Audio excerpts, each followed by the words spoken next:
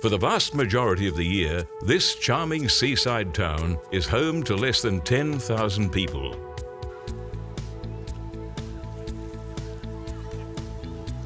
But when the sun shines and the mercury rises, Phillip Island bursts into life.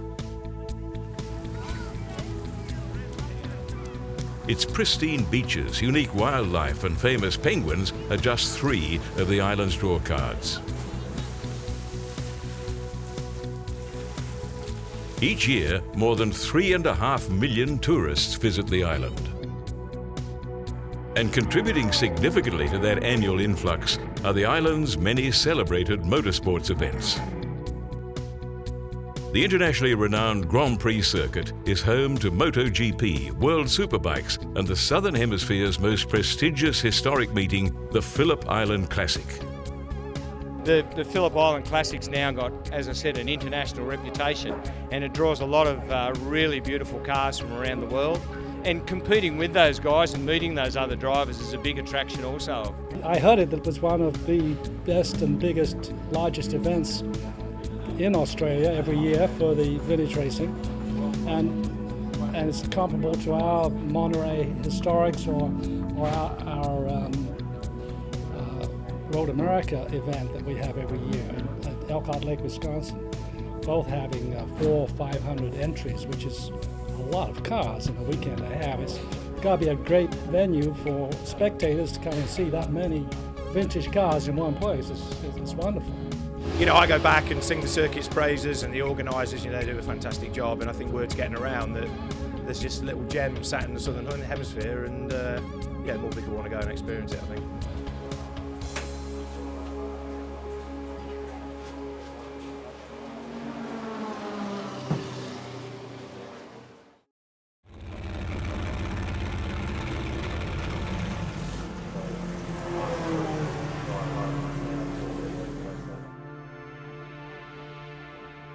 The 2013 event continued to build on its reputation, with event organisers assembling the greatest ever lineup of sports racing cars to visit Australia. We've not seen a grid like this in the history of Australia. Yes, this is Phillip Island, where they had the first Grand Prix in 1928. Nice cars. We've had some terrific machinery, but this year is the big one, the International Sports Car Challenge. Making it to the island, no less than 8 McLaren Can-Am cars. Britain's Andy Newell driving the monster 8.8-litre McLaren 8F. Circuit really suits it. It can stretch its legs. It's got a fair bit of grip, good brakes, good downforce. So it's going really well.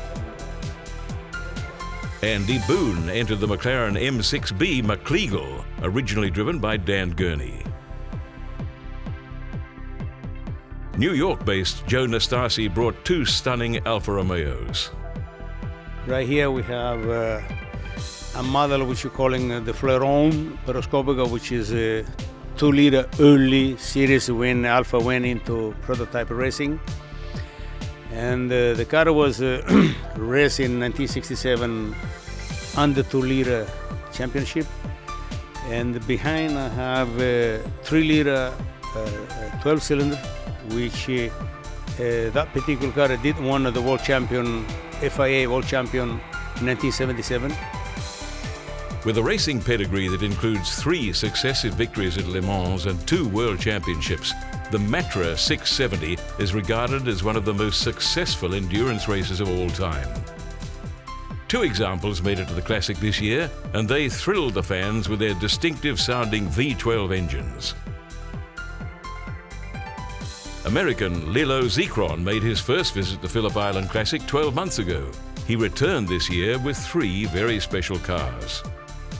One of them Bert Skidmore is going to drive, or is driving. It's a McLaren M6B, a very fast car, beautifully redone, ran in the States for years. And then I brought my 1T163 that Barry Blackmore is going to be racing. And that's the car that we had here the last time we came. Very fast, big block. Lots of horsepower, and then recently we finished a new T160, restored it, and that's the car I'm going to be driving. It's a fabulous car, big block, fuel injection. So, we're looking forward to having an exciting time here. Andrew Kluver entered the only surviving Lola Spider, formerly driven by 1982 Formula One world champion Keke Rosberg. Britain's Frank Lyons entered the stunning Lola T70 Coupe and the 9-litre big block March 717 for son Michael.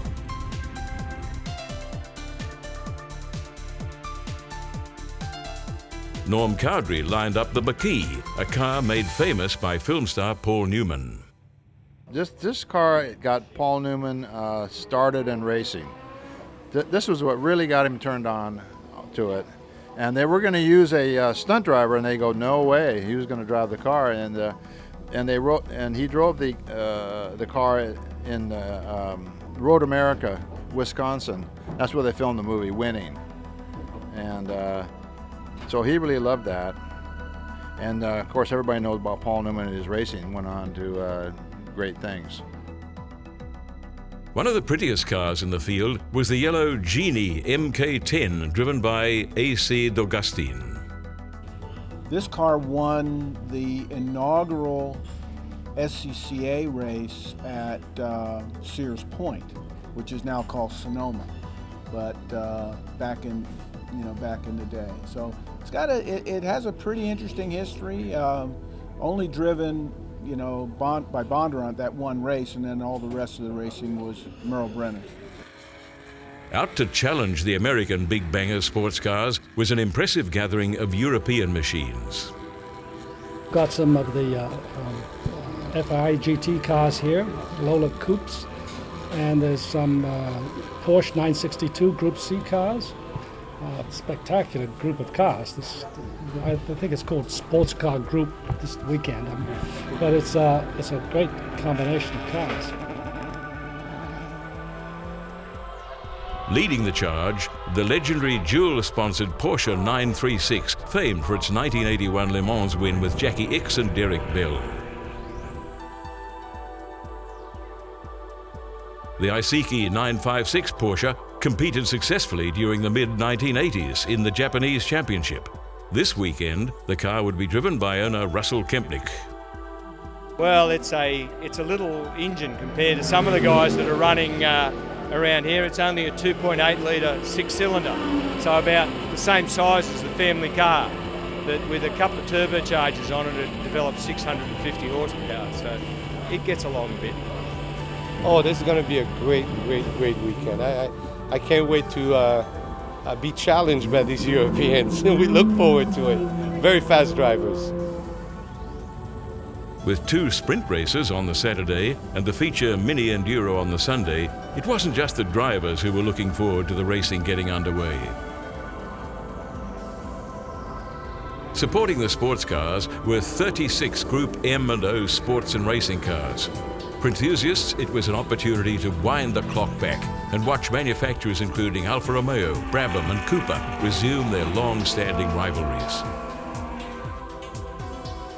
There was a David and Goliath theme as Groups Q and R and Formula 5000 matched the 5-litre cars of the early 70s against the nippy 2-litre routes of the 80s.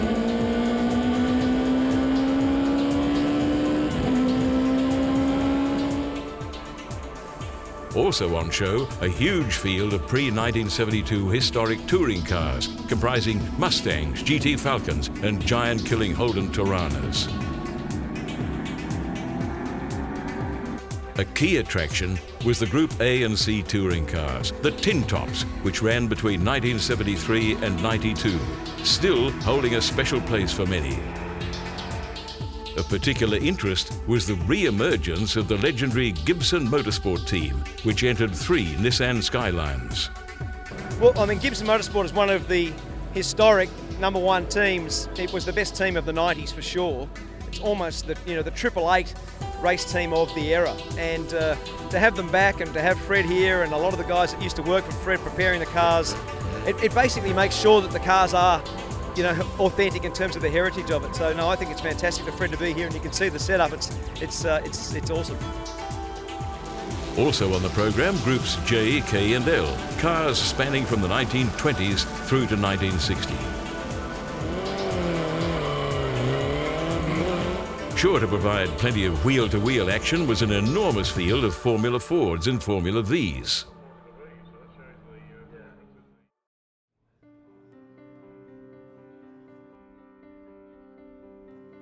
Porsche has been a long-time supporter of the event, and this year brought the highly successful Penske RS Spider from its Stuttgart museum.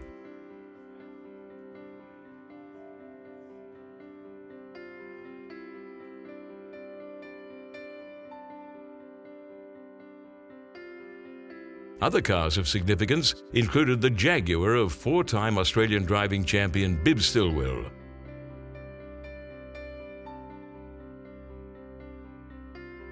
Regarded as the most famous Jaguar ever to have raced in Australia, the D-Type returned to the circuit for the first time in 50 years. Also making an appearance, the ex-Briggs Cunningham 1950 Aston Martin DB2. Assigned to drive it for the weekend was Australia's first ever Le Mans winner and guest of honour Vern Schuppan. The Aston Martin ran their own cars, 3 cars, and Briggs Cunningham, who was a famous American driver and team owner and built his own cars, bought 2 Astons also to run at Le Mans, and this is one of those 2 cars, so it's got quite a famous history to it. They were obviously a very desirable car back in their day, and I just love the look of it as much as anything. I think it's a very pretty car.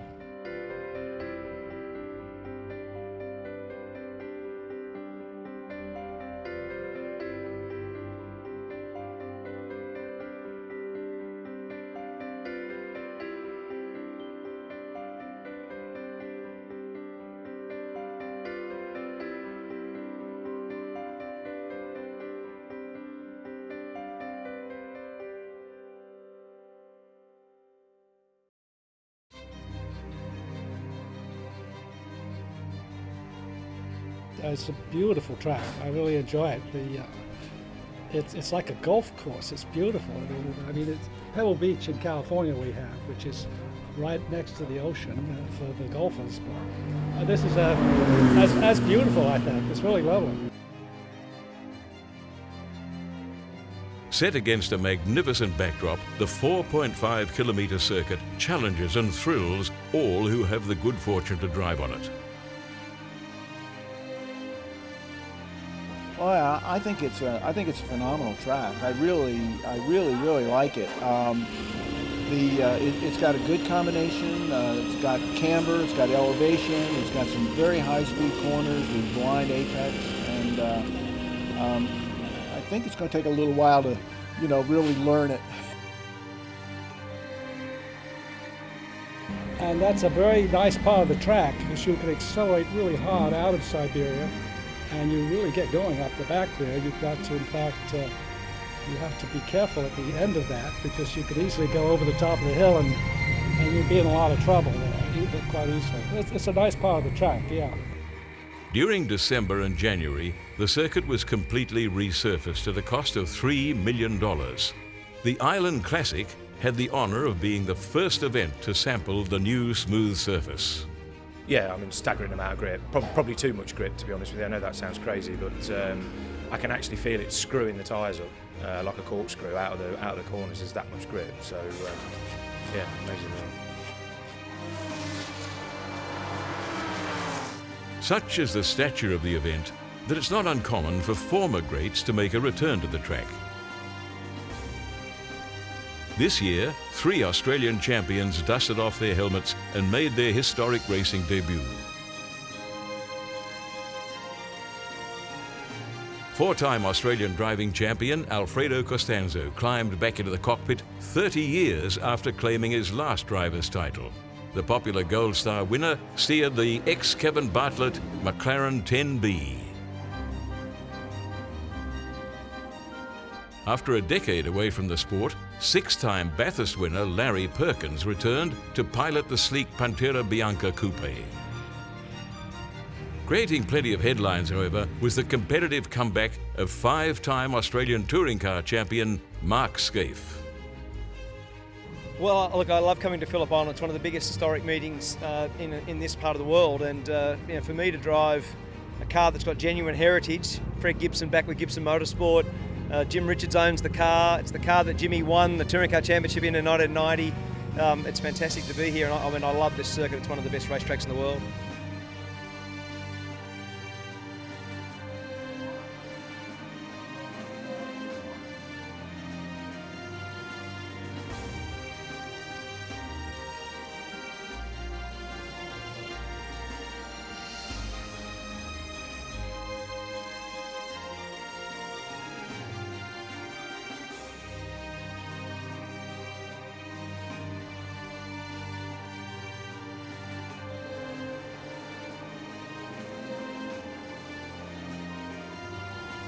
With more than 450 cars and 40 races on the program, there was sure to be plenty to look forward to.